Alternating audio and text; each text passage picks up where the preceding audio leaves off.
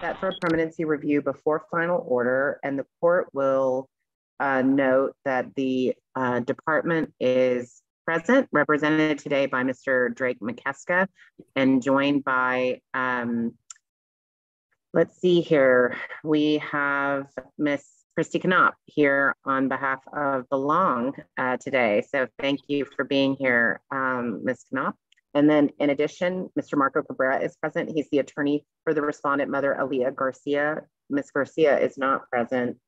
Mr. Mark Sauceda is not present. His attorney, Ms. Lucinda Mance, is present. And we also have Ms. Cecilia Hellrung here, who is the attorney and guardian ad litem for the child, along with Ms. Frankie Ellis with CASA of South Texas, and Ms. Gwendolyn Hayes, grandmother and caregiver for Kane. So thank you all for being here and being ready to proceed. All right, Mr. McKeska, let me turn it over to you. You may proceed. Thank you. How are you currently employed? I am the supervisor with Belong over this case. Okay, and can you give the court an update on Kane's current placement and how he's doing? Kane is doing well in his placement. He is thriving. There are no issues with Kane. Okay, and what sort of placement is he currently in? Kinship, relative placement. Okay, and what is the current permanency goal for Kane? Relative adoption. Okay, is that adoption by the current placement? Yes, it is. Okay, is the placement in the process of becoming licensed? I believe they may already be licensed. Is Kane up to date on all of his medical and dental appointments? Yes, he is. Okay, are there any concerns at this time? No, there are not. Okay, is the current placement meeting all of Kane's physical and emotional needs? Yes, they are. Okay, do you believe that continuation of the current placement is in Kane's best interest? Yes, I do. Okay, are you asking the court to continue Kane's placement and approve the permanency goal today? Yes, I am. Okay, can you give the court an update on how Ms. Garcia is doing in her family plan of service? Yes, Miss Garcia, Aaliyah Garcia, she was incarcerated at the Atascosa County Jail from January 8th of 2023 to March 4th of 2023. Katie Schoaf, the caseworker, has attempted to visit her multiple times in jail. She always refused to see her. She has been by her home in Poteet multiple times, made phone calls, text messages, and has had no response since December 13th of 2022. The last correspondence with Ms. Garcia, she stated that it's a bit late for her, for her to restart her services, and she thinks the court has made their final decision as far as she knows. She has also not drug tested. We did send for a drug test on 3/29. Whether or not she showed is still pending. She has not been able to do any individual counseling, as the counselors have not been able to establish any contact with her. She was discharged from her domestic violence class due to excessive absences, and visitation has not occurred with the parents since May of 2022. Okay. So would you classify her overall level of compliance as non-compliant? That would be correct, non-compliant. Okay. And then with regard to Mr. Sauceda, can you give the court an update on how he's doing in his family plan? We have not heard from Mr. Sauceda since January the 3rd of 2023. Multiple phone calls, text messages, emails, and a diligent search has been done. He missed appointments for DNA paternity as late as 3/20/23. It has been rescheduled again for April 17th of 2023. He has not completed a drug test. He was sent for 3/29. Those results are pending whether or not he showed individual counseling. He has not signed a release of confidential information for that or the psychological to be set up. He has not begun parenting classes, and visitation is not permitted until DNA is confirmed. Okay. And would you classify his overall level of compliance as non-compliant? That would be correct, non-compliant. Okay. In addition to the DNA testing that you just testified to, have there been any additional efforts made by Belong to identify the unknown father of the child? Since we have no contact with mother, she's not able to tell us any suggestions on who the father could be. So we don't have any leads on that. Okay. And I'm assuming earlier in the case that she identified Mr. Salceda as the potential father for this child? Correct. Okay. Does Belong believe that mediation be appropriate in this case? Yes, hopefully we would be able to get the parents to show up. Okay.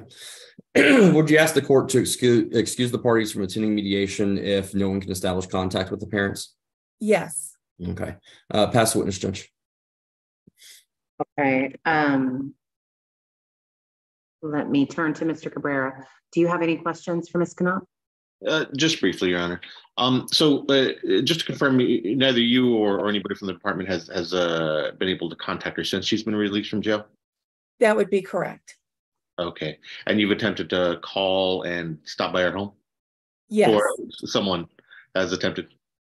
Yes, the caseworker has. Okay. Thank you. I'll pass. All right. Thank you. Ms. Mance. Yes. Do you have a good mailing address or email address for Mr. Salceda?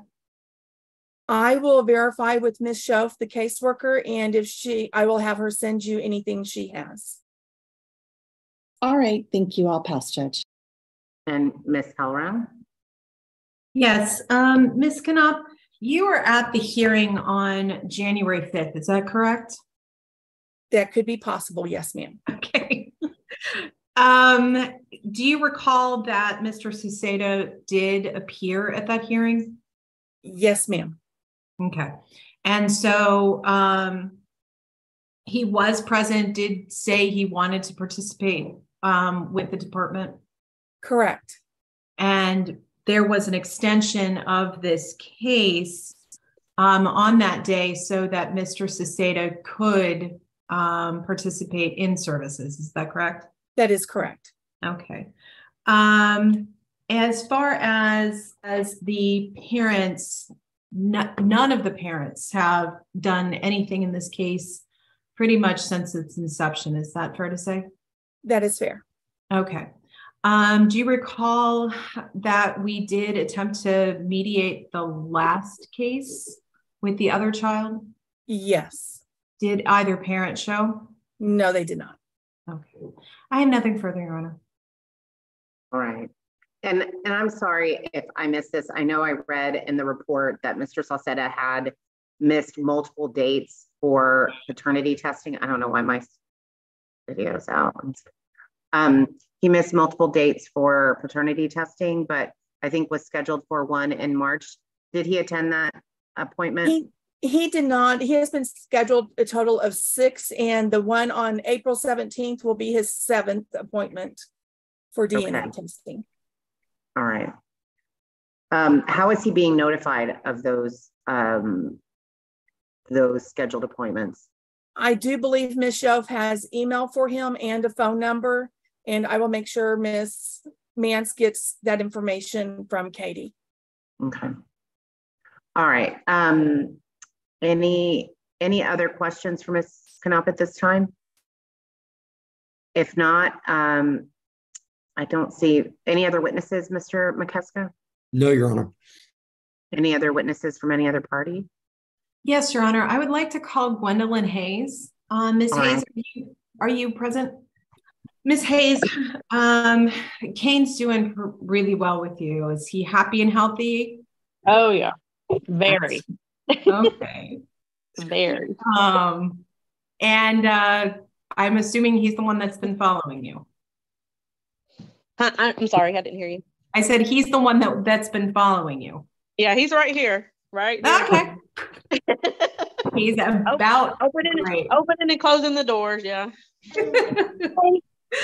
Awesome. Ms. Hayes, have you been licensed yet? Are you licensed yet? No, just we're finishing up. Okay. Do you have a projected date that you're going to become licensed? They said by the end of May is what The lady told me. Because I have to do all the classes and have to do the home visit and everything. Yeah. Gotcha. So you're looking at what agency are you working with? Texas Baptist. Baptist. Children's. And you're looking at the end of May. Okay. Yes, ma'am. And it is still your intention to adopt at this point, correct? Yes, ma'am. Absolutely. Awesome. All right. I have nothing further, Your Honor. Thank you. Anyone else have questions for Ms. Hayes? Just a quick question. All right. Ms. Hayes?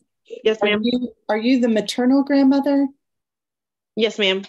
And do you have any information at all on Mark Salceda? Oh, no, ma'am. I do not. All right. Thank you so much. I pass, Judge. Thank you. All right. Let me then ask Ms. Hellrung, do you have a report or anything you'd like to add on behalf of Kane? Yes, Your Honor. Yeah, he is doing phenomenally well from all reports. My only concern is that this case was extended solely for Mr. Salcedo to work his services. I just got notice in my email that the service was returned undeliverable. So I think they've made multiple attempts to try to personally serve Mr. Salceda, but he is not complying with that. He, as was testified, he hasn't complied in 7 attempts to try to do his DNA. My experience with this case, as well as the last, is I don't think any parent really is engaged enough that mediation would be beneficial at this time. So I would just see if we could potentially move the trial forward. I think the trial at this point is scheduled for June 1st. But I think, you know, Kane has been in the placement since about a month or 2 into this case. He's doing phenomenally well. All indications are that Mr. Salceda has no interest in even establishing he is the father. And although his service did come back, he did appear. So I believe he has entered an appearance on this case. So he's fully aware of it. So with that, that would just be my recommendation. Thank you. All right, thank you. And Judge, I'd like to respond to that. Sure. I had communication with him in February. When I received the DNA testing information, I do forward it to him.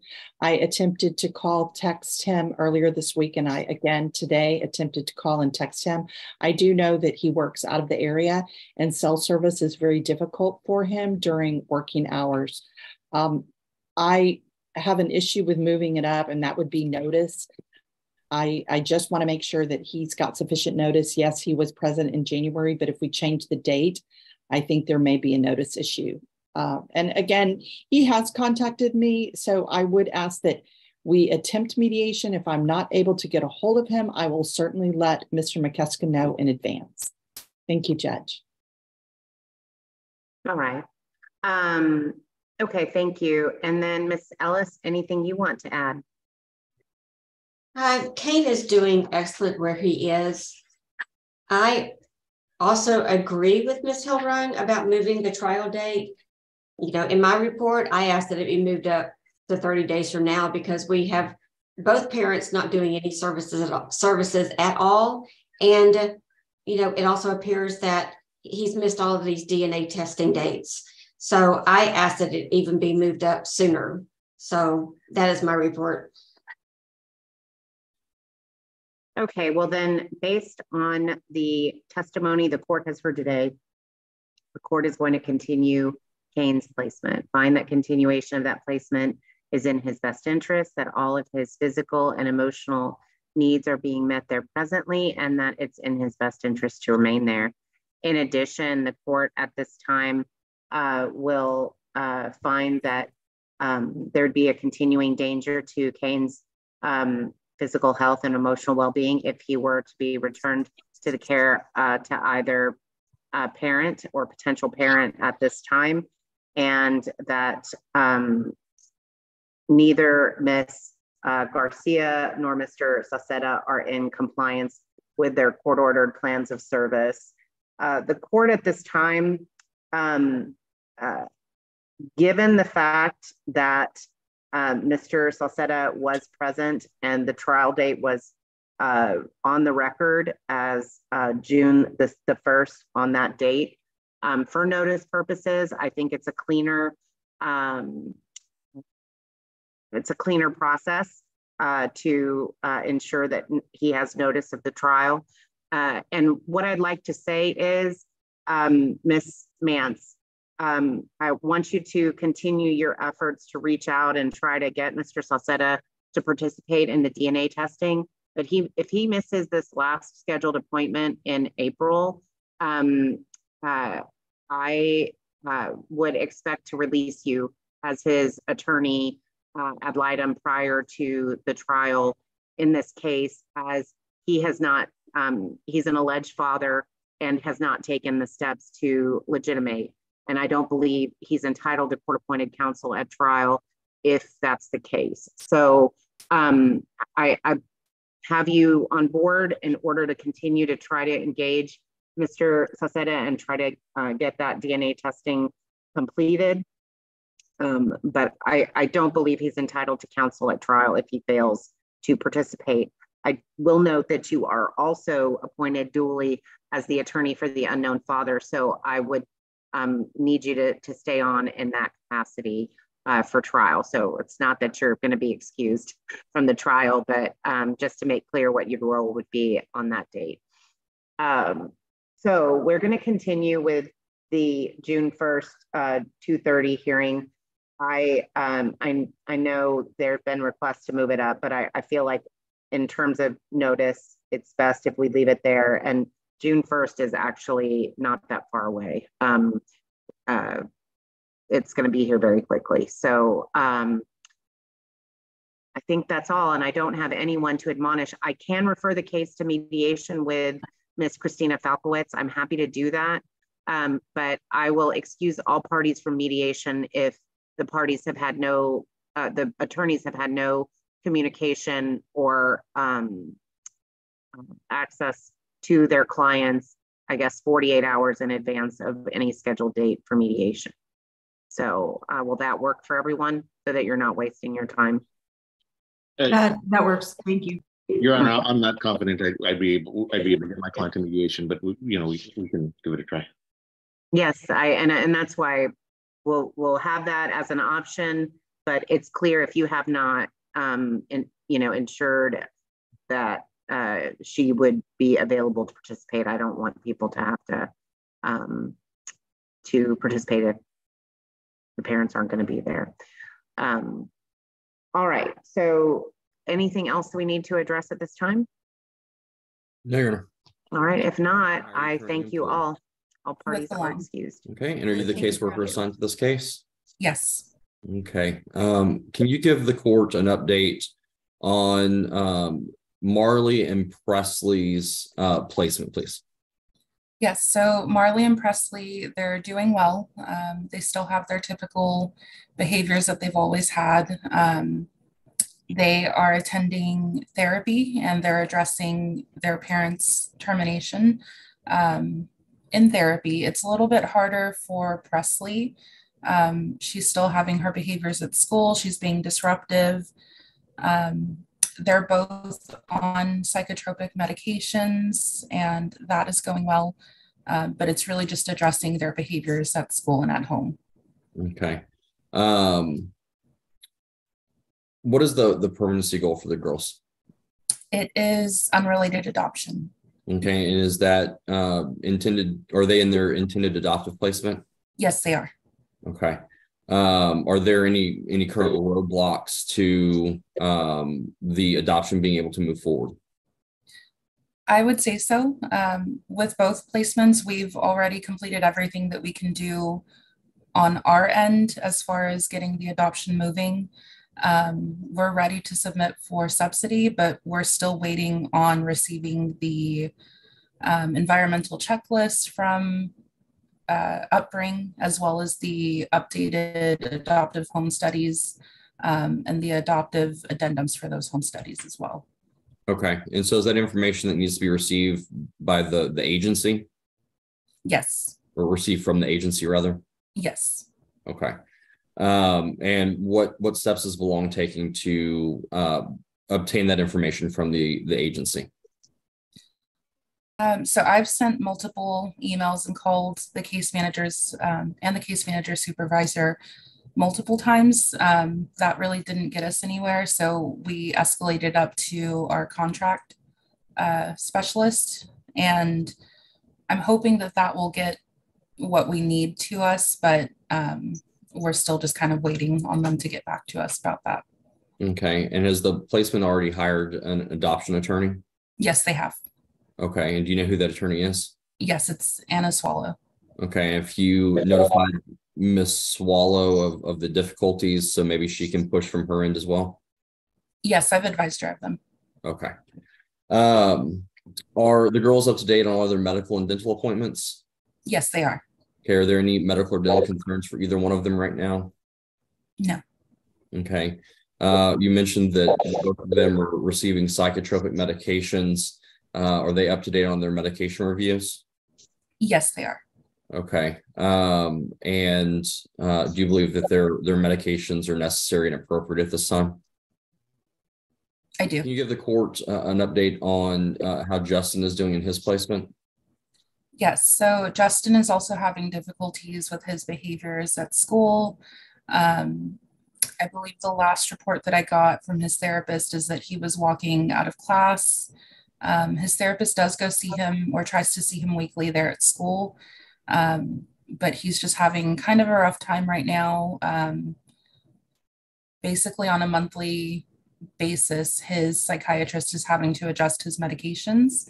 I just received a note from Mrs. Holman, I think yesterday or 2 days ago, stating that the doctor was adjusting his medications again. And she did recommend, I believe, inpatient psychiatric care if these medications can't get his behaviors under control. Okay. And what is the permanency goal for Justin? His is also unrelated adoption. Okay. And is he in his intended adoptive placement at this time? He is. Okay. Are there any barriers to his adoption being able to move forward? Just the same barriers that we're having with Mrs. Hopkins' home. Okay. And are you making or taking the same steps to try to remedy those barriers? We are. Okay. Has this home also hired an adoption attorney? Yes, it's Mrs. Or Miss Anna Swallow as well. Is Justin up to date on all of his medical and dental appointments? Yes, he is. Okay. Are there any medical or dental concerns at this time? Not at this time. Okay. And then you testified regarding his psychotropic medications. Do you believe that his medications are necessary and appropriate at this point? Yes, they are. Okay. Are you asking the court to approve the permanency goals articulated today and continue the children in their current placement? Yes. And do you believe those permanency goals are in the children's best interest? I do. And do you believe that remaining in their current placements is in their best interest? It is. Thank you. Pass the witness, Judge. All right, Ms. Acosta. I was having trouble unmuting. That's all right. I don't. And I Ms. Valdez, either, and so with regards to Justin, is there anything else that the department can do to assist him at this moment? Okay. I don't believe so. He's receiving his weekly therapy and his monthly psychiatric appointments. We can really only hope that his medications help him adjust. This is Tyler Green. I'm just looking next week. I'm going to be in a conference. And with regard to Miss Acosta, can you turn down the volume on the other proceeding you're participating in? Ms. Gaddis can't keep the record with that. I apologize, Judge. Give me just one moment. Okay, thank you. Sorry about that, Judge.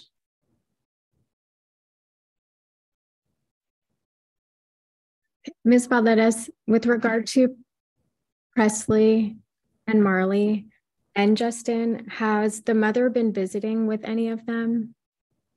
She has not been. She actually took about a 2-month break from visiting them over the holidays, and tried to pick back up in January, but that went pretty poorly for the kids. It started triggering a lot of behaviors for them. Okay. And did you notice, or did the placement reach out to you and let you know whether or not any of the behaviors with the children have increased or decreased since the mother's visits have stopped?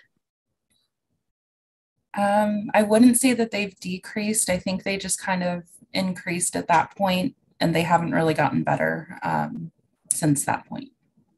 Okay. And has Ashley reached out to try to visit with the kids again, or is that something that has just ceased altogether? She hasn't reached out to me. I understand that I think she reached out to Miss Ella, and Miss Ella just let her know that it wasn't a good time, and she hasn't tried since then. Okay. And at this time, moving forward, is it the department's or belongs position that those visits should not be allowed to occur? Yes, and we do have a therapist recommendation that it's not in the children's best interest either. Okay. All 3 children are able to see each other frequently, though, correct? Yes, they are. Okay. And the families are close and they coordinate with care of all 3 children, correct? They do. Okay. This case is moving toward adoption. Do you know whether or not the plans of both families is to continue having that contact between the 3 children? It is. Okay. And at this time, the department believes, or believes that that's in the children's best interest? We do. Okay. Is there anything else that the caretakers or that the department can do moving forward to assist with the behaviors of all 3 children? I think just ensuring that the kids, have their therapy appointments and get to their psychiatric appointments. As long as that continues to happen, I'm hoping that the behaviors will lessen from this point. Okay. And to your knowledge, has the adoption been discussed with the children in therapy? My last conversation with both therapists, we had discussed adoption, but at that point, they hadn't discussed it with the children. So I'm hoping they have now, but I'll need to touch base with them. Okay. Moving forward, do you think that it would be important that this be addressed in therapy with the children, given their behaviors and given that this is a major change that's going to occur? Yes. Okay. Is there anything else that you believe the children need at this time prior to the adoption? No. Okay, I'll pass the witness, Judge. Okay. Miss Acosta, do you have anything to add at this point? Nothing to add, just that I really think it's important that the adoption be addressed with the children in therapy. I know that Ms. Ashley Ethington had been having visits, and with the visits stopping,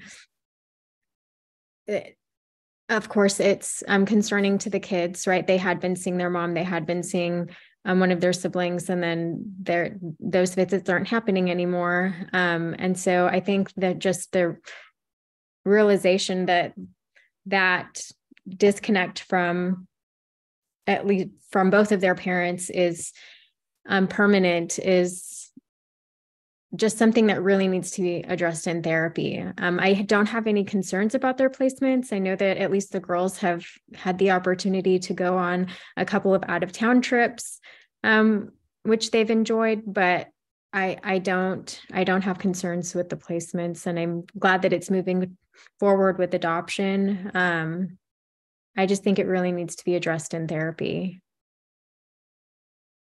Well, I think that's a fair point. Ms. Ellis, do you share that assessment or any other concerns? I don't have any concerns about either of these placements. I think that these 2 families they work really well together because they're related. And these 3 kids even go to school together. So they have the opportunity to see each other often. I did attach a picture of the kids to my court report so that you could see them. I think that Justin looked dapper in his 3-piece suit, and he tells me that he wears a suit every Sunday to church. I kind of laughed the way he described it. He said he has a black one and a white one, so he gets to wear different ones to church.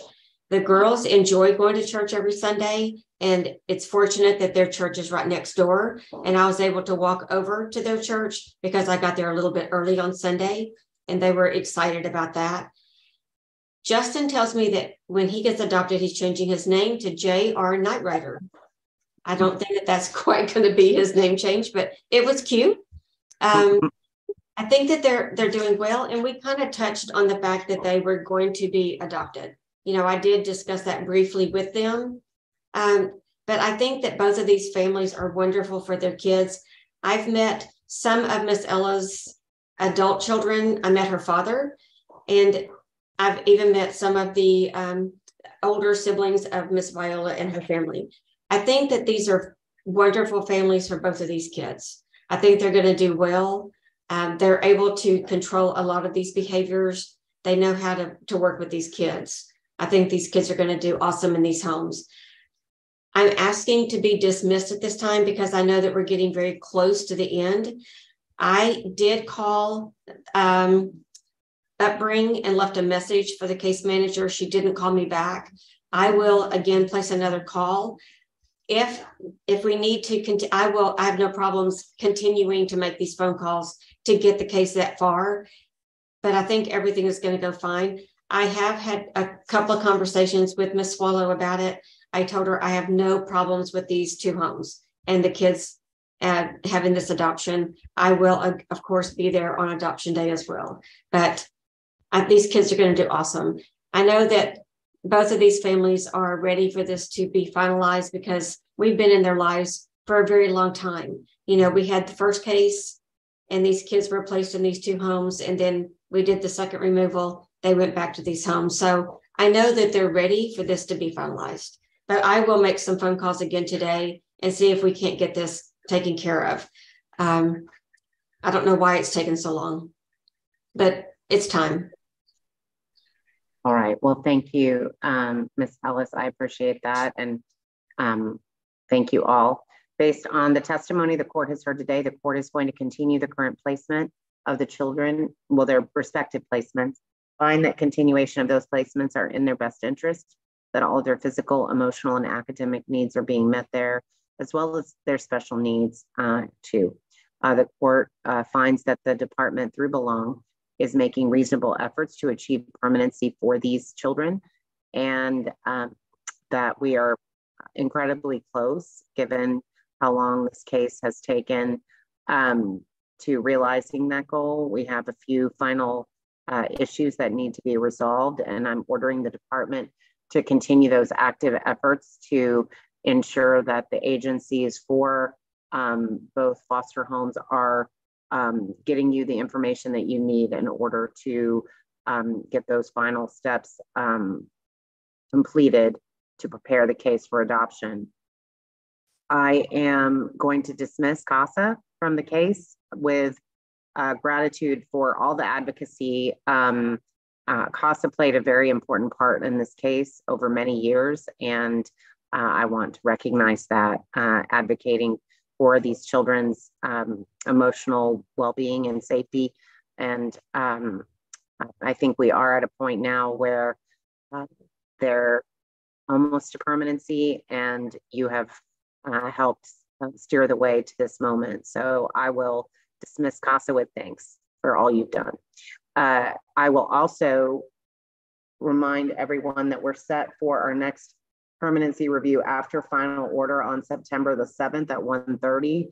I would hope that the adoption would be ready to be heard well in advance of that date, and that hearing date would not be necessary. I also will order that the children address their adoption in their therapy, and I hope that that's already happening, but to ensure that it is, I think will help make this process easier for everyone involved. And I'm just grateful we're almost there. So thank you all for your patience and perseverance and work. So again, if the adoption's ready at any point, this court is happy to schedule and accommodate them. And if not, we have that fallback date of a permanency review on September the 7th at 1:30. Is there anything else that we need to address at this time? The department is present. If not, represented by Mr. Drake McKeska and joined by Miss Christy Knopf this morning on behalf from Belong. And then we're working to get Miss Maria Garza on the call. She is the attorney and guardian ad litem for these children. Miss Darlene Coons is here with CASA South Texas. So thank you all for being here, being ready to proceed. Ms. Knopf, you're testifying once more. With that, Mr. McKeska, you may proceed. Okay, can you give the court an update on where the children are currently placed and how they're doing in their respective placements? All the children are in foster homes. There are 2 different foster homes, and all the children are doing very well. The case has been transferred to adoptions. The adoption worker is going to be Coraline Valle. So that is in the process. Sibling visits are occurring, and they're arranged by the foster families who live within 10 minutes of each other. But each of the children are doing very well. Okay. Is the permanency goal adoption for each of the children? Yes, it is. Okay. Are there any barriers to achieving that permanency goal for any of the children at this time? No, there are not. Okay. Are you aware of whether or not the foster families have hired an adoption attorney? I am unaware. Okay. Are all the children up to date on their medical and dental evaluations? Yes, they are. And are there any medical or dental concerns for any of the children at this time? No, they're not. Okay. Are any of the children receiving psychotropic medications? No, they are not. Are you asking the court to adopt and approve their placements today? Yes, I am. Okay. And do you believe that each of those placements is meeting the children's individualized needs? Yes, I do. And do you believe that continuation in those respective placements is in their best interest? Yes, it is. Okay. I believe that covers it, Josh. And if that's the case, Ms. Garza is not here. Ms. Ellis, are you or Darlene Coons, which of you would like to update the court about your perspective about the kids? This is Darlene. The kids are doing very well in their current placements. I have no concerns about any of it. That's so good. That means we've come a long way.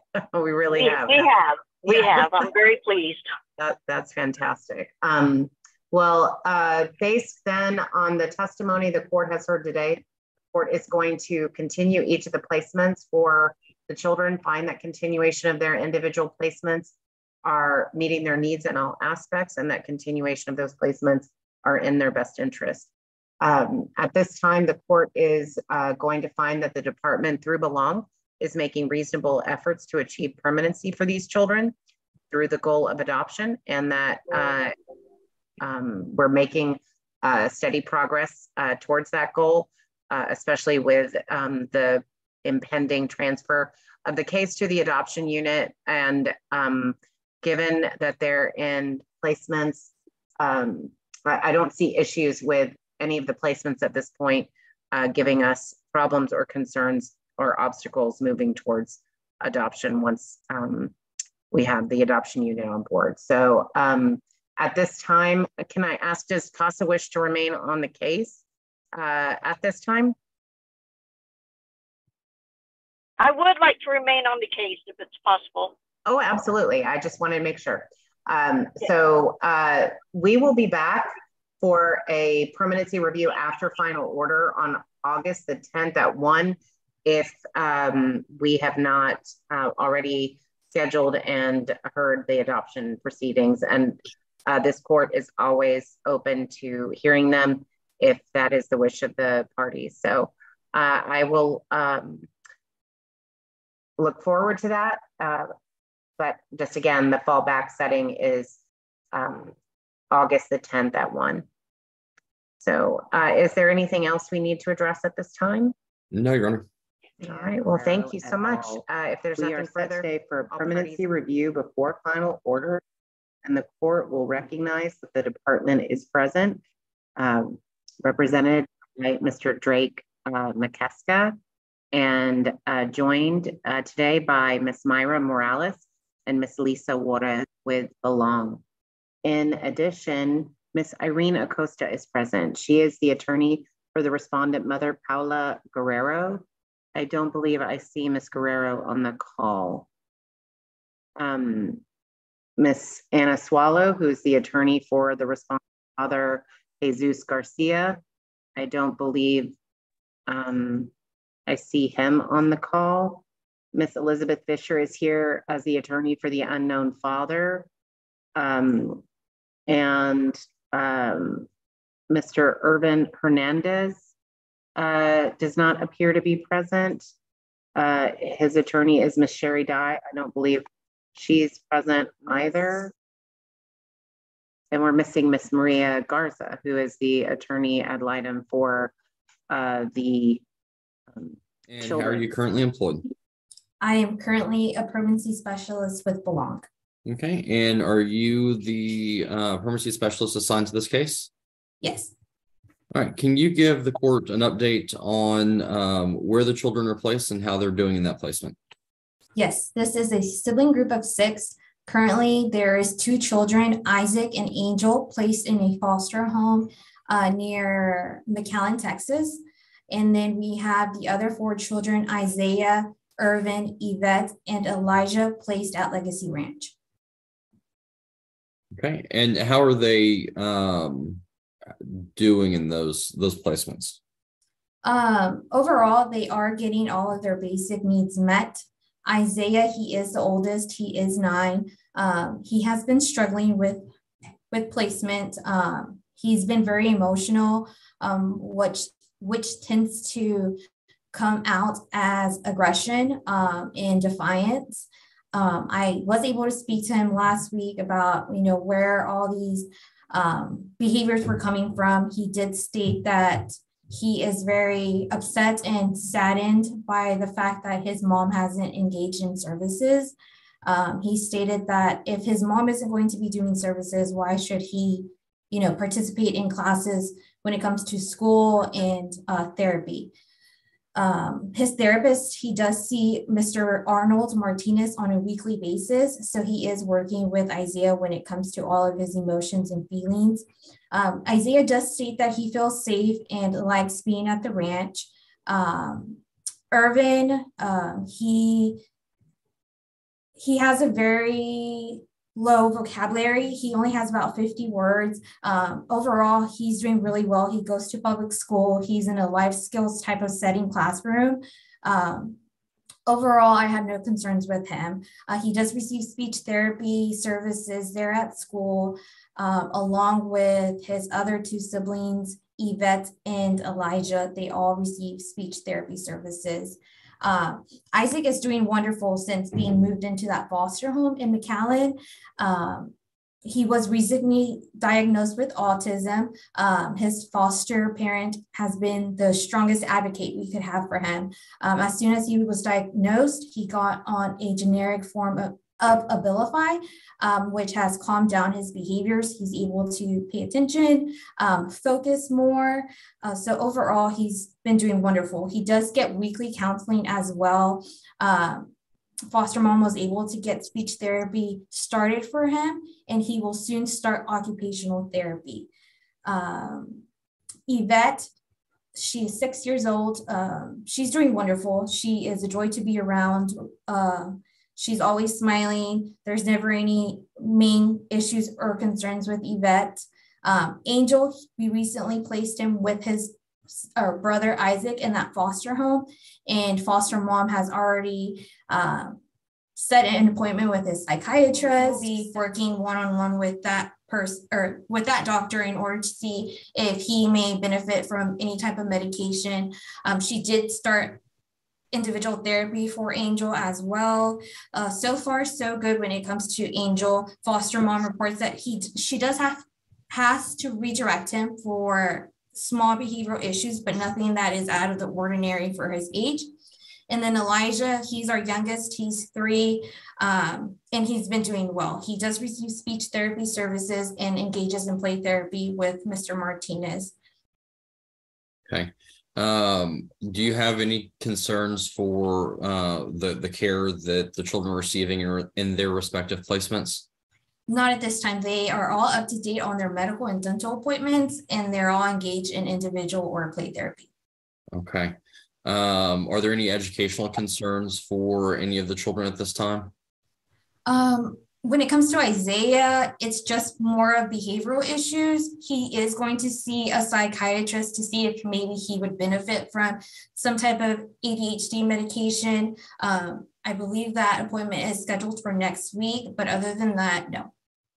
Do you believe that's in the each child's individual best interest to remain in their current placements? Yes.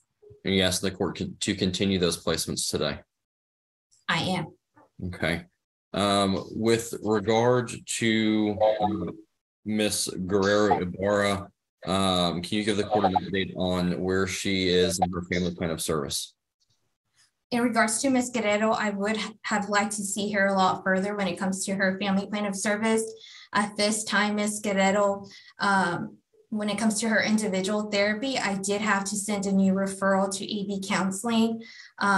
Back in January, she did have her first initial appointment with that therapist on March 21st. She was a no-show.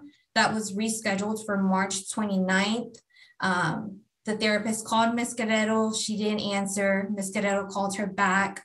And I believe it was more of a service issue for Ms. Guerrero, but the therapist attempted to try again later that day, the following day, with no response from Ms. Guerrero. So at this time, the therapist would like to see mom engage in some type of drug treatment before initiating any type of therapeutic services through individual therapy. And has Ms. Guerrero completed a drug and alcohol assessment?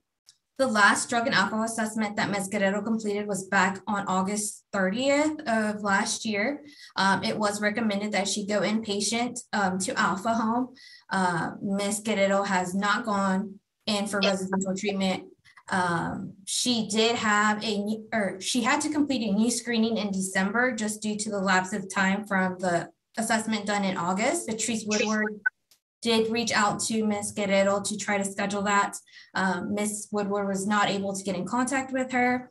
On February 27th, I was able to get a hold of admissions at Alpha Home.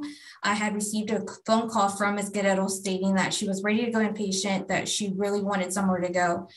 So I was able to get her a bed date on that date, February 27th. I offered Ms. Guerrero transportation. At first, she stated that she was ready to go, that she was somewhere near the medical center in San Antonio. I told her, just send me the address. I'm heading that way. I headed to the medical center and never received any phone call or text message after attempting to contact Ms. Guerrero back. So I wasn't able to transport her to residential treatment on that date. I did speak to Ms. Guerrero yesterday, and she stated that she reached out to Alpha Home along with Nexus Recovery in Dallas, but they're wanting her to complete a new OSAR assessment. So I did send that referral in, so someone should be contacting Ms. Guerrero to complete a new assessment. Okay. Has Ms. Guerrero participated in or completed her parenting classes? She has not initiated or started parenting classes. She did state yesterday that she called the parenting facility and was able to get a link in order to initiate that service. And she stated that she would be doing so soon. What about the psychological evaluation? Has Ms. Guerrero completed her psychological? She has not completed her psychological evaluation. The facility stated that about 4 months back, she did complete the initial intake, but never returned to officially complete the testing part. They are going to be reaching back out to Ms. Guerrero in order to try to schedule her in. So those efforts will continue. Okay. Do you believe that there's a continuing danger to health or safety of the children if they were returned to Ms. Guerrero's care today? I do. I'm also very worried when it comes to Ms. Guerrero's criminal history. There is several pending charges out of Kingsville area. I was able to speak to the DA yesterday, and they're stating that there is a warrant out for her arrest. So there's just a lot of continuing concerns and dangers that I have in regards to the children being returned to Ms. Guerrero at this time. Okay, and whenever you spoke to Ms. Guerrero yesterday, were you able to address any sort of ongoing substance use? Not yesterday, no, sir. With regard to Mr. Garcia, have you been able to establish contact with him? The last contact I had with Mr. Garcia was back in January via cell phone. I had a conversation with him. He stated that he didn't want to participate in any court order services until paternity was established. I believe there was an appointment in January for DNA testing. He missed that appointment. A new one was scheduled for March 20th or the 21st, and he did not show up for that test either. I've tried going out to his home. He currently lives with his mother there in San Antonio. I've tried calling him, texting him, but I have not been able to get a response from Mr. Garcia since January. What services is Mr. Garcia being asked to participate as part of this case? We are asking him to complete individual therapy, a drug and alcohol assessment, random drug testing, and provide housing and provide stable housing and proof of employment. Okay. And it's your testimony he hasn't participated in any of those at this point. That's correct. Okay. And then with regard to Mr. Hernandez, when's the last time you were able to have contact with him? He currently has a courtesy worker. I do send him correspondence through mail. He's currently incarcerated at the Hidalgo County prison with a projected release date of December 13th of this year. But at this time, due to his incarceration, he's not able to work any of our court order services. Okay. And have you been able to check with the facility to see if there are any services available to him? We have, me and the courtesy worker have checked. There is currently a program that he is working there called the Changes Program. To my understanding, it's a lot of addressing parenting, drug, substance abuse issues, just like a general class that he is participating in. How would you classify Ms. Guerrero's overall level of compliance? Not in compliance. And for Mr. Hernandez? Not in compliance. And then Mr. Garcia? Not in compliance. Thank you. Pass the witness, Judge. Yes, Judge, thank you. Ms. Morales, you said that Ms. Guerrero needs a new OSAR, correct? Yes, ma'am. And have you submitted the referral for that? Yes, ma'am. Okay, and are you going to provide her with the information to get in contact with the provider? Yes, as soon as they send what appointment they have available to her, I will relay that information to her. Okay, and is it your understanding that the appointment is in person or is it a virtual OSAR? It is a virtual OSAR. Okay. The parenting classes that she has initiated contact with, are those virtual as well? Yes, ma'am. Okay, and the psychological that she needs to complete, do you understand, is that in person or is that? It will be provided virtually. It'll be provided virtually? Yes, ma'am. Okay. Now, you also mentioned earlier that Ms. Guerrero was having service issues. Is that with her telephone? Yes, ma'am. Okay. If for some reason she is unable to get in contact with any of the providers, is there anything that the department can do or that Belong can do to assist her in contacting them? Ms. Guerrero does stay around the Poteet area. I have mentioned to her that at any time, if she has any issues with any of the services, she's more than welcome to call me or go to the public library there in Poteet to use their Wi-Fi. Ms. Guerrero does have a cell phone, but the issue is that a lot of times it doesn't have service. So she needs some sort of Wi-Fi in order to connect to her email or use any type of internet browser. Okay, but she has instructed on where she can go use Wi-Fi if she has a phone. Yes. Okay. Is Ms. Guerrero having any visits with the children at this time? Yes, she has bi-monthly visits at Children Matter for 2 hours. And how are the visits going? The visits go well. I've been able to observe all of them since being assigned to the case. She is appropriate. The only visits that she has missed was during the period that she was incarcerated. But she tends to show up late. And it's a conversation that I've had with her. But that's the only concern that I have. Okay. And moving forward, are you asking that the visits remain the same? Yes.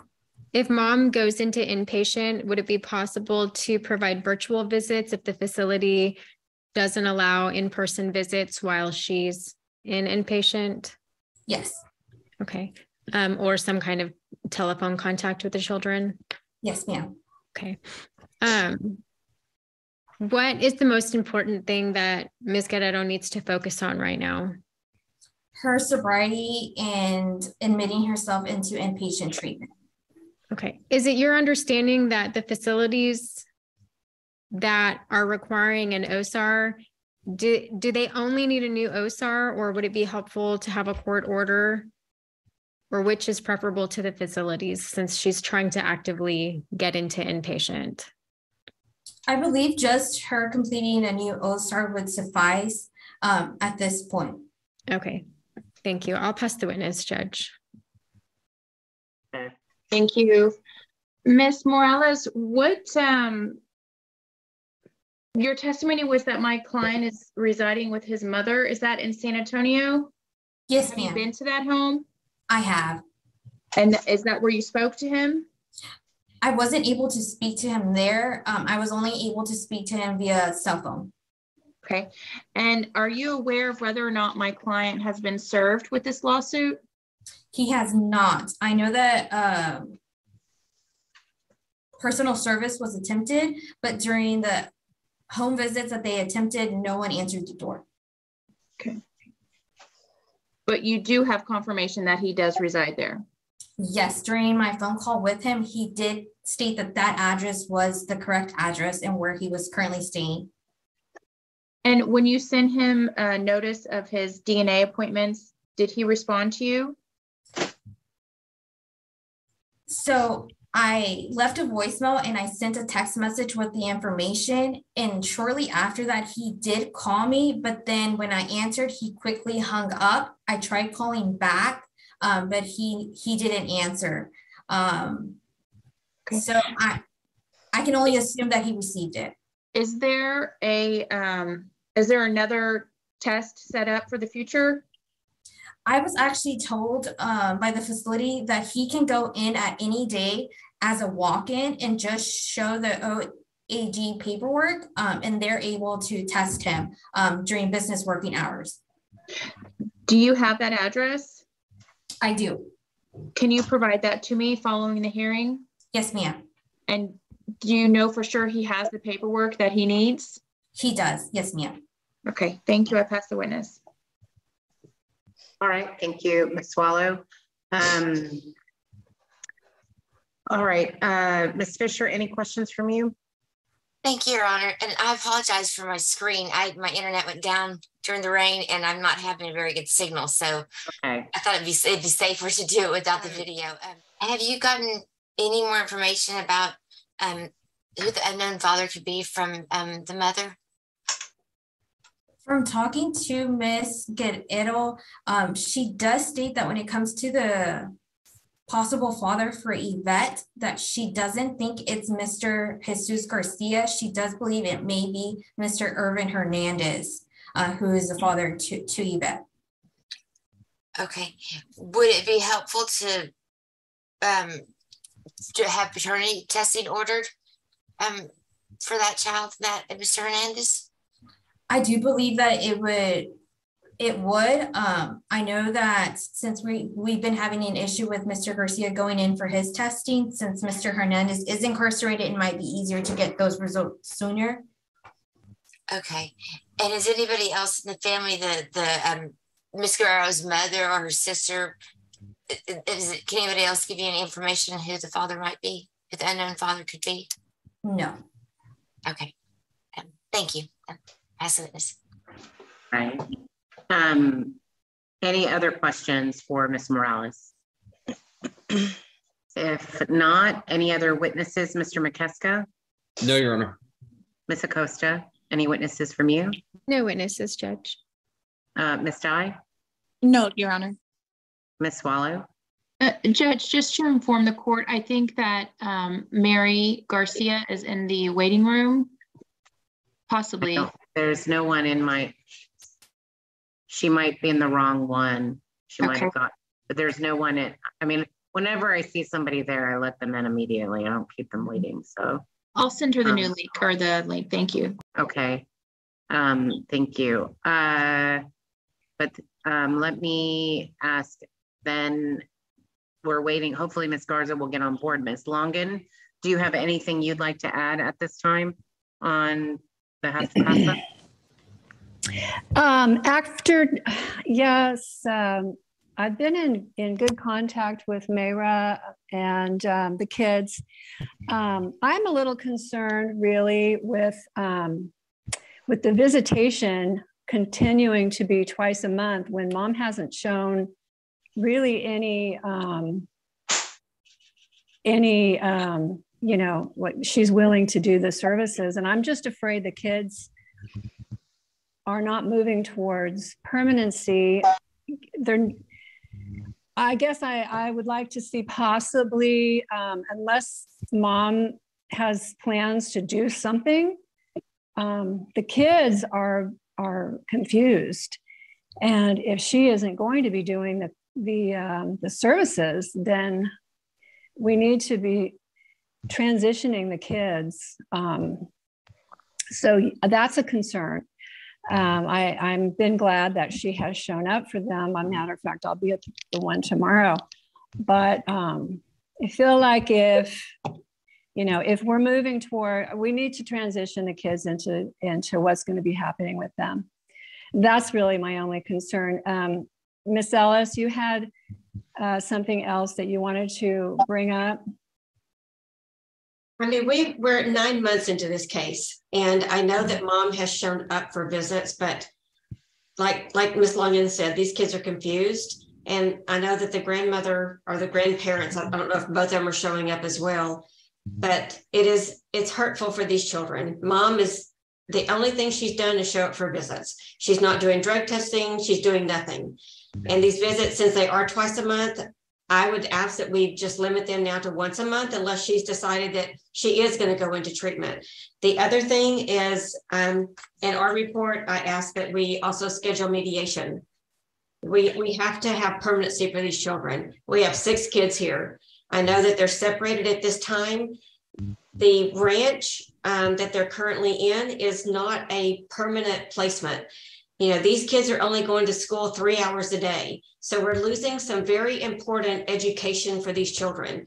They're not going to a public school, so they're only getting 3 hours a day. And so I think that they're suffering on the educational end of this. I would like to see them in a different type of a placement so that we can work on that. We've got some children that are just saying very few words. They don't know colors. They don't know things that other children their age know. So getting them into some foster placements or possible permanent type placements where they can get those needs met. I mean, they're getting basic needs, yes, but they're not getting the needs that other children are getting. So I'm very concerned about that type of thing that we're missing here. So that's what I'm looking for, Judge, today. All right, well, thank you. We have to move forward here. Thank you, Ms. Ellis. All right, let me just ask Ms. Garza, you've just joined us and we've gotten through testimony. Do you have an independent report that you can provide the court at this time? Yes, Your Honor, and I apologize for my tardiness today.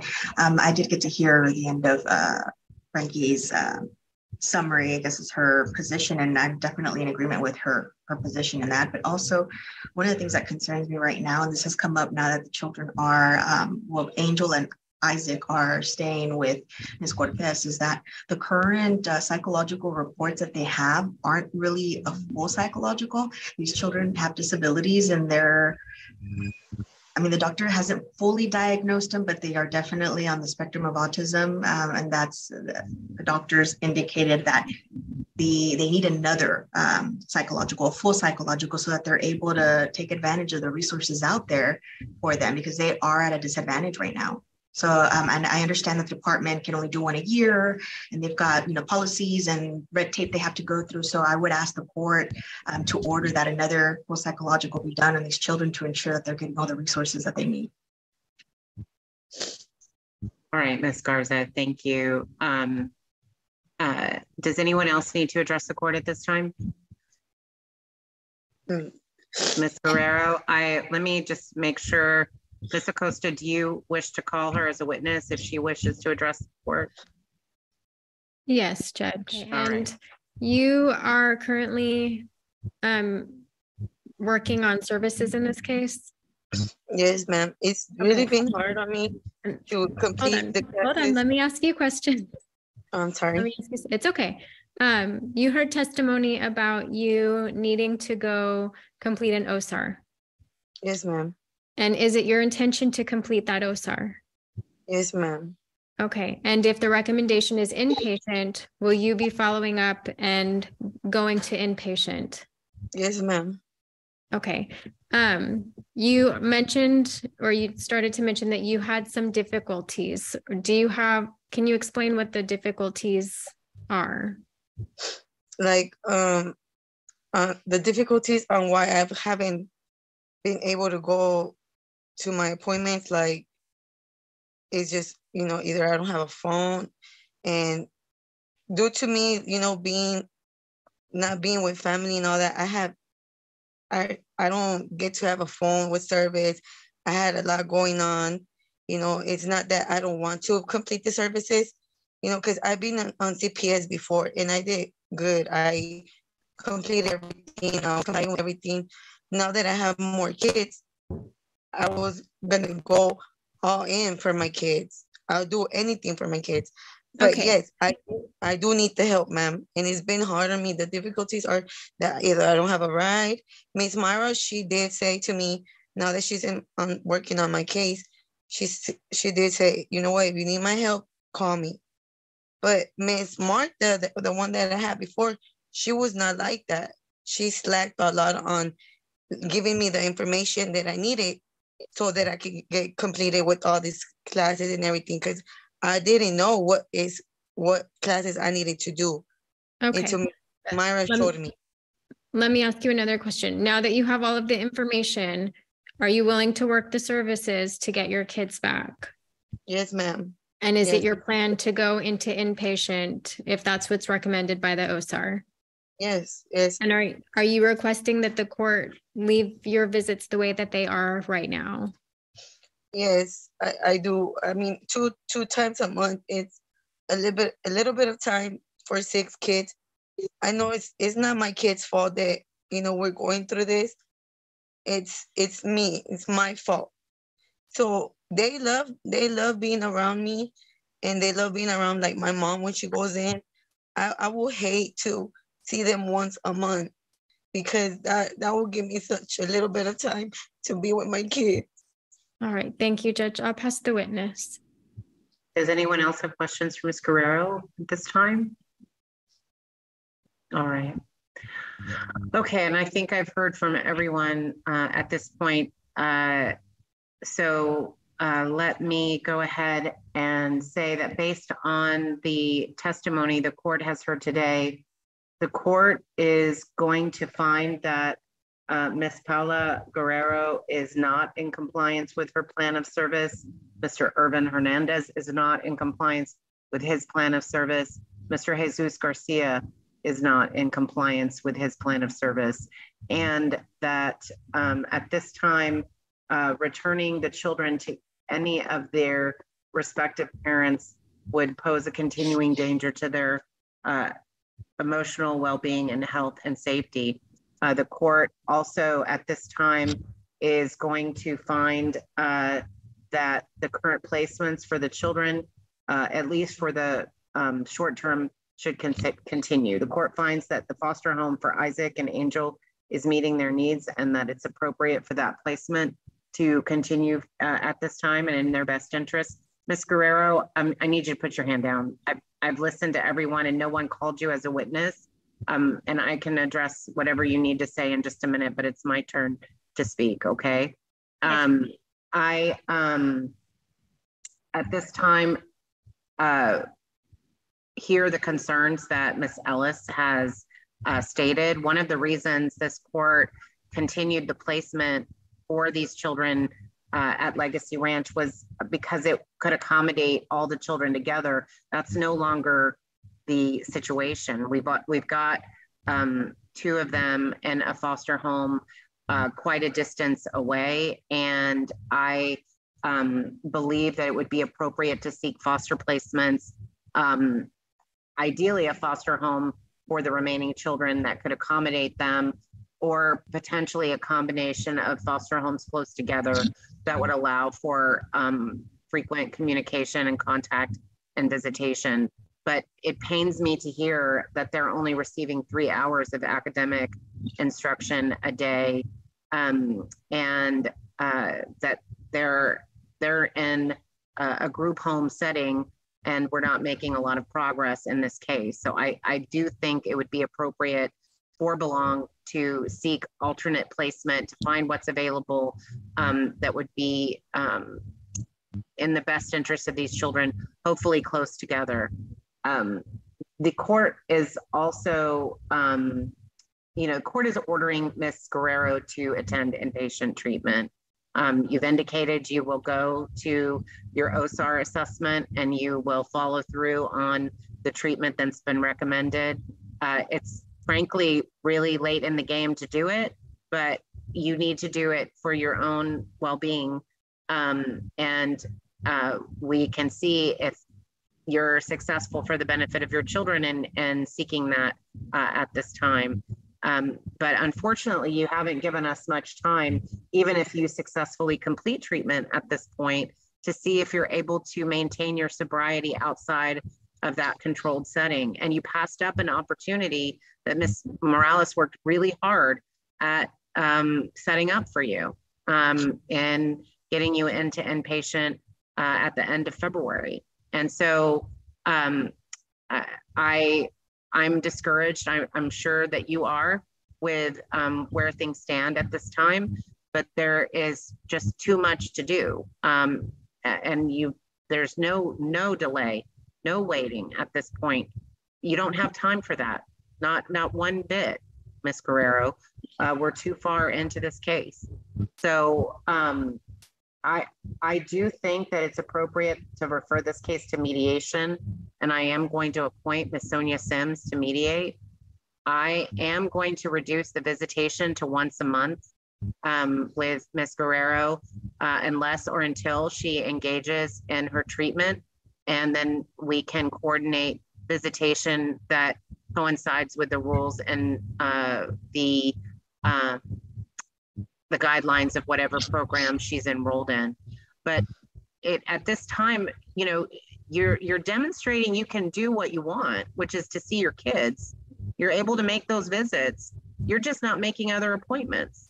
And so you've got to show that you have that same level of commitment to working your services and making improvements in your life for their benefit, so that we can justify working so hard to coordinate and access these visits.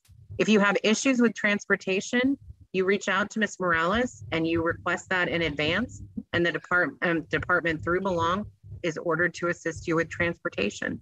And I believe her testimony indicated that that's been something she's offered to you.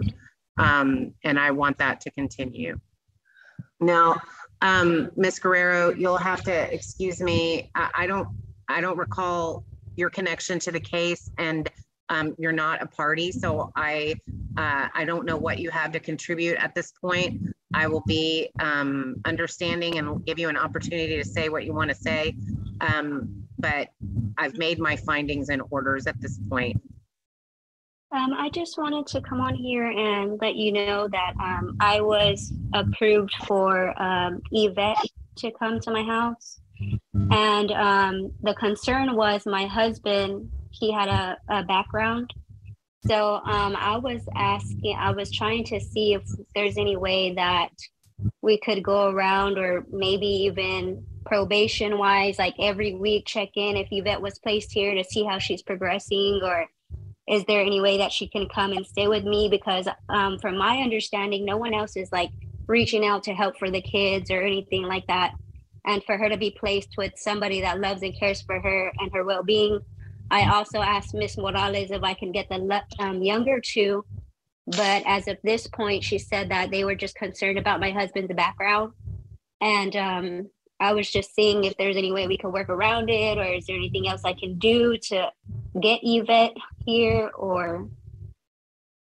All right, and I can't answer that without fully seeing and reviewing the home study to see what that background is. What I can do is order the department to consult with Ms. Garza and with Ms. Longan and Ms. Ellis regarding that home study, to have a meeting to see if there's any way to ameliorate those concerns and address that, because I don't recall is precisely what that criminal background was, and if it's something that can be worked around. There's some offenses that are absolute bars and to placement, and the only option that would be available if he wasn't a member of the household or a frequent visitor. So I mean, I'll order the department to reassess that with the benefit of an insight of the ad litem for the children and CASA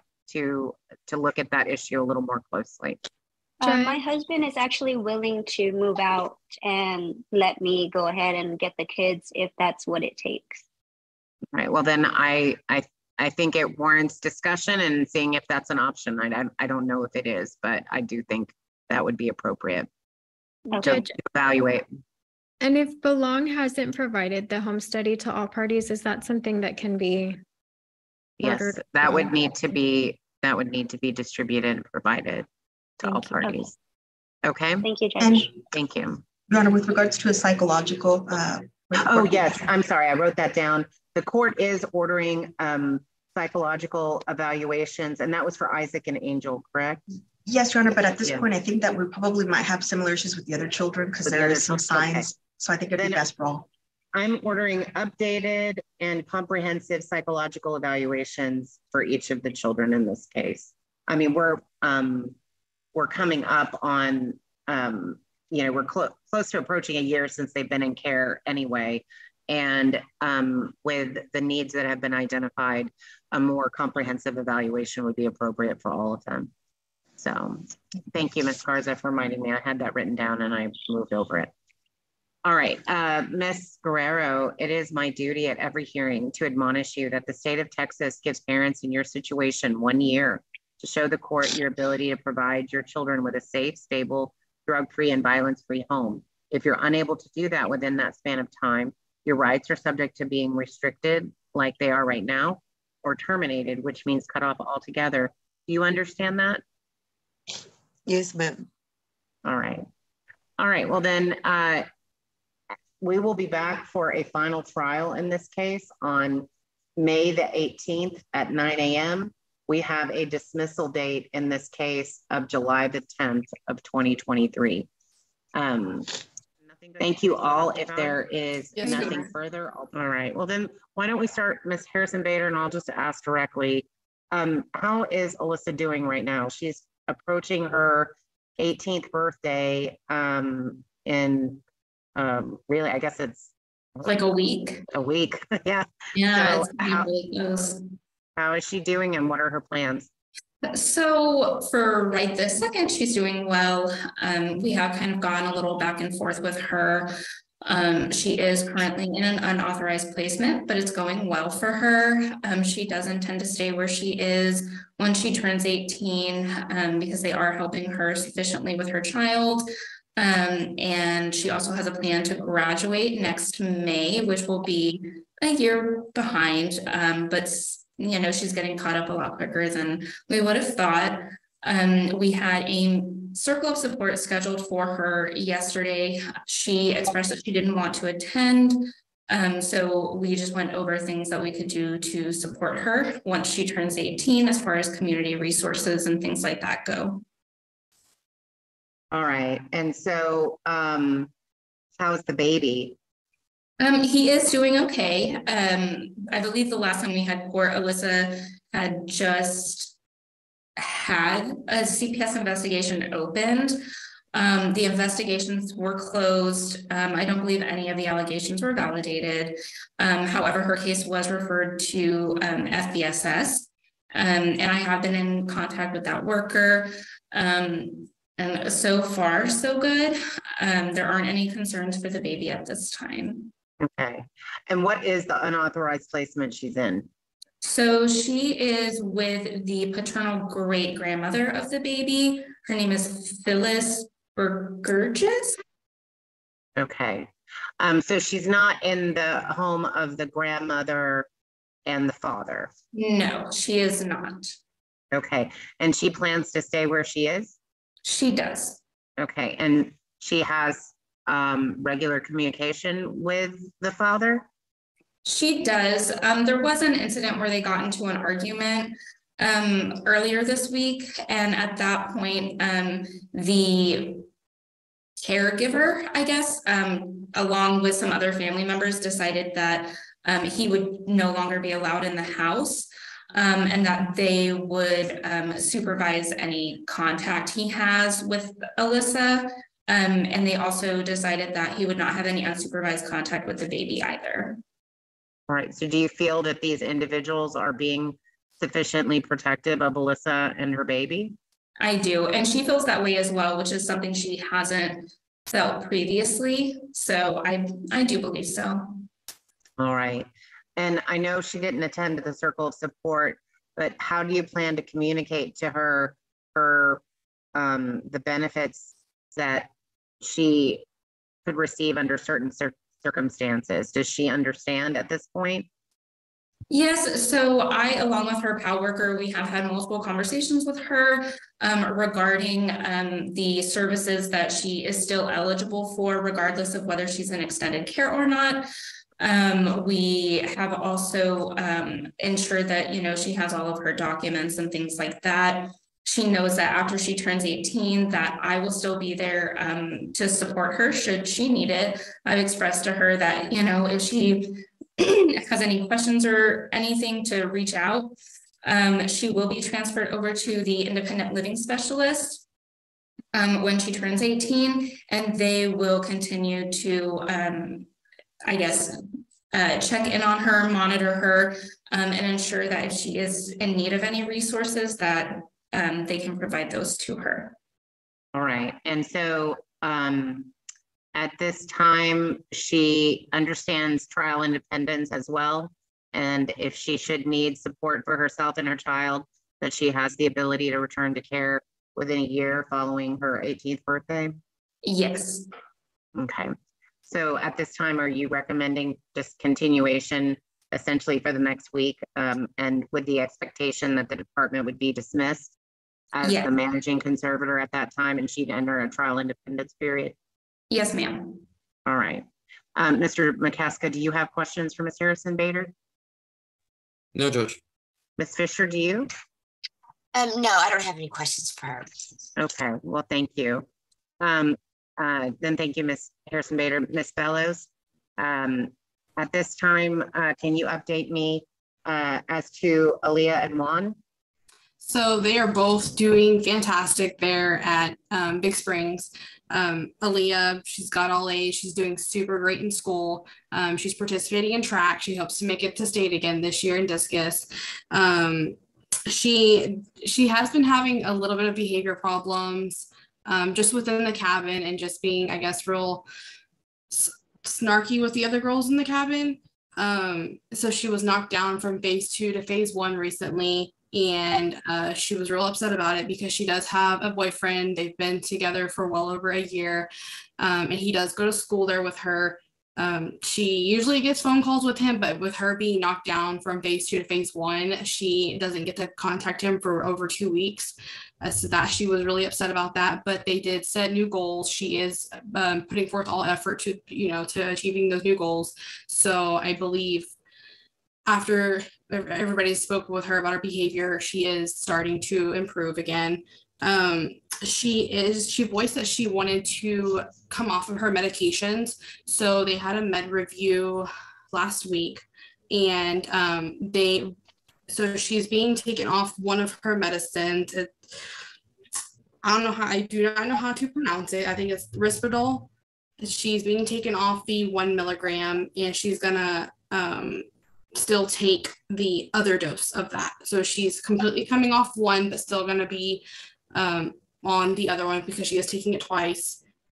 And then they're gonna review that every month to see how she is and how her behaviors are, and see if there's really any major changes. And if not, then they're going to continue to decreasing the dosage, and then hopefully, if there are no changes, get her off her medication completely. I believe that's it on her. As for Juan, he did have an incident back in February when I first got the case. He got caught with the vape.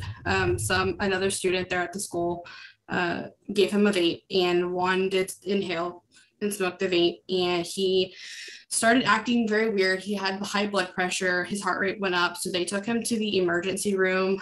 They did drug test him. He tested positive for synthetic marijuana. He was sent to alternative school, or DAEP, for I want to say it was about a month and a half. He just returned to regular classes this past Monday. And so being in alternative school, he really had a huge behavioral change. And then he also started going to church more often. There, the chapel that is there on the ranch. He actually wants to be baptized. So he plans to be baptized soon. I don't really know when they're going to do it, but he is going to be baptized. He's come really close to God.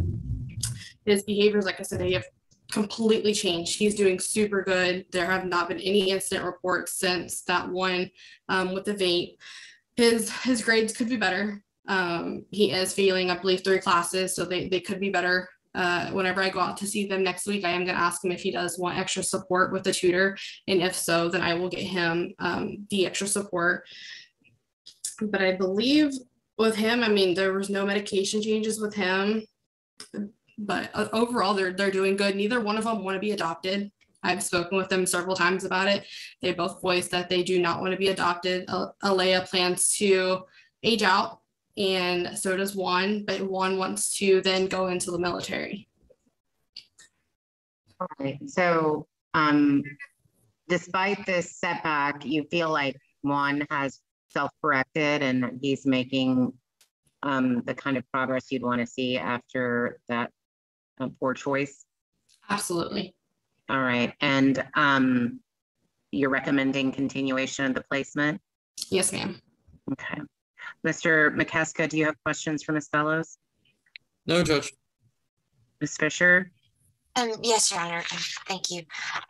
Would the department be willing to facilitate visits between Alea, Juan, and Alyssa like every 3 months, either by driving or flight? I believe that can be arranged. I know both Alea and Juan, they have brought up Alyssa, not so much as to visiting her, but they have spoken about her whenever I do go and visit with them. I do believe that can be arranged.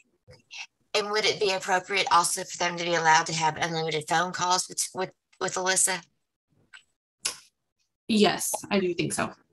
Okay, great. That's all I have as far as questions go, Your Honor. All right. Do you have a report, Ms. Fisher? Yes, I do. I have a very extensive report from Ms. Pearsall. Okay. And so she told me that she visited with Alyssa and her baby towards the end of March. It was like the weekend before she sent me her information. And she did talk about the problem with CPS back at Thanksgiving, where I think somebody bit the child, but that's been straightened out. And I didn't know she was doing the family-based services, but she says that Alyssa takes excellent care of the child and they're doing well. and she feels like she's, made a lot of progress. And she's asked to see her siblings and communicate with them, because apparently in the past, Alyssa didn't want contact, but she's actually asking for it. And Alana reported that that Alea and Juan have always wanted contact with their sister. She did say that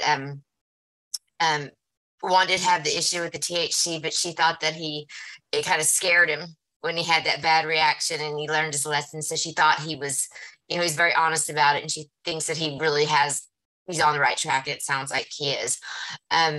What she did say is that that all three kids, like they want to see each other. Alea and Juan want to see Alyssa's baby, I guess his name is Jordan. And so she's asking if the court could order that the siblings have an in-person visit every 3 months, either by, I don't know if they have to fly or drive. Apparently it's a ways, that she's asking for in-person visits every 3 months and unlimited phone calls between the children. All right. Well, thank you, Ms. Fisher. I appreciate you relaying that information on Ms. Pearsall's behalf. And based on the testimony the court has heard today, the court is going to continue each of the placements of the children, find that continuation is in their individual best interest, all their physical and emotional needs are being met there. Presently, I expect to be dismissing the department as Alyssa's managing conservator in and instituting a trial independence period for the year following that. And I'd ask the department submit an order to that effect once her 18th birthday passes. In addition, the court finds that as far as Alea and Juan is concerned, that the department is making reasonable efforts to achieve permanency for them. Usually for children of this age, aging out is not a permanency goal that I think is appropriate, but these are children who have been part of a failed adoption. And I know that they have been dealing with the trauma and the impact of that for quite some time. And I don't blame them for having reservations about pursuing that permanency goal. And I know that they're very happy and doing well at Big Springs. So I'm happy to continue that placement and find reasonable efforts on part of the department through Belong. We will be back for a permanency review after final order on September the 7th at 10:30. And if there is nothing further at this time, thank you all so much. All parties are excused. Your Honor, yes. I'm sorry. Yes, and the visits. I am so sorry. I will order those in-person visits. And I do think it's appropriate every 3 months. I'm actually really, really happy to hear that that Alyssa wants those visits, because she hasn't for quite some time. And so we've addressed visits at every hearing, and at least there's always been an impediment or an obstacle to getting the meeting of the minds. If there is one, let's jump on that opportunity and get them to see each other and this new baby. So thank you, Your Honor. Thank you so much. If there's nothing further.